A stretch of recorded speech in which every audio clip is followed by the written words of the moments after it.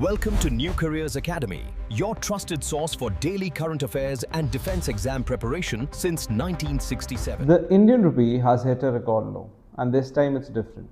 Usually, when people talk about the rupee falling, they mean against the US dollar. But right now, something much bigger is happening. The rupee hasn't just slipped against the dollar, it's dropped against the euro, British pound, Japanese yen, and even the Chinese yuan. Let's break it down. Between November 2024 and November 2025, approximately 1 year, the rupee has fallen from 84.5 to 89.46 per US dollar. That's a fall of 6%. But against the euro, it is a 16% crash, and against the pound, it is from 106.97 to 118.27, which is approximately 10%. Even the Japanese yen, which itself has weakened globally, gained ground against the rupee.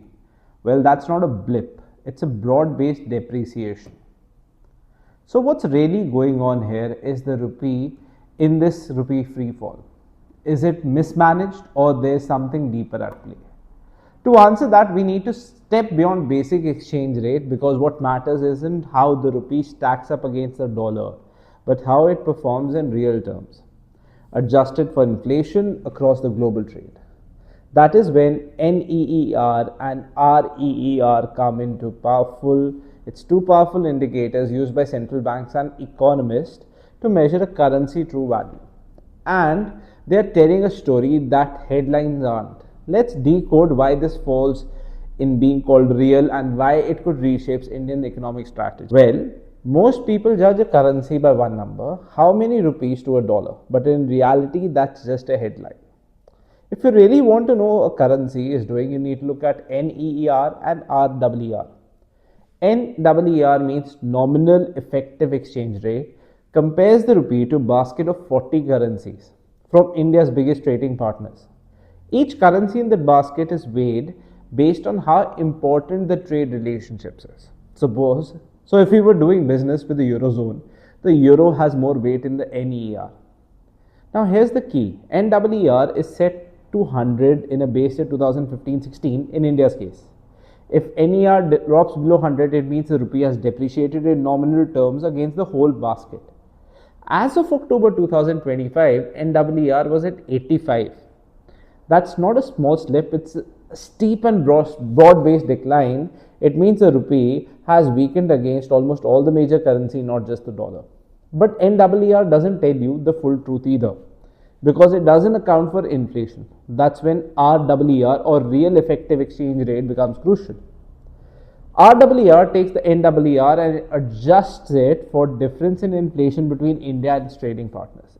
If India has high inflation compared to others, our goods become more expensive and the rupee, in real terms, becomes overvalued. But in 2025, India's inflation was unusually low at just 0.25% in October, while US was 3%, Japan 3%, UK 3.6%, and the Eurozone 2.1%. That's what changes everything. Between November 2024 and October 2025, India's REER fell from 108.06 to 97. That's a huge shift. It means we moved away from an overvalued rupee to an undervalued one.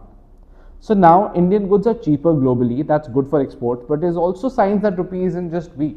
It is being allowed to get weaker for strategic reasons. This fall isn't one-off. It's a signal of strategic shift. Let's look at three major reasons. First is the broad-based weakness. The rupee hasn't just fallen against the dollar, it's dropped against almost every major currency.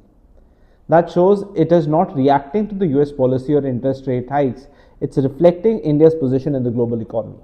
Second, exceptionally low inflation. India's near zero inflation in 2025 might sound like a good news, but in currency terms, it means the rupee becomes even more undervalued in real terms.